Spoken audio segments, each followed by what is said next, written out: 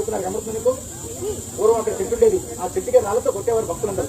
ఈ ప్రదేశానికి వచ్చిన వారందరూ కూడా అక్కడికి వెళ్ళి ఎడం చెట్టు 3 రాళ్ళతో కొట్టేవారు. సీతారాముల వారికి వచ్చిన సమస్యలు మాకు, మా కుటుంబానికి, మా పిల్లలకి రాకూడదు. మరి మీ అందరి ముంగట ఇక్కడ నల్లడి గీత కనబడుతుందా?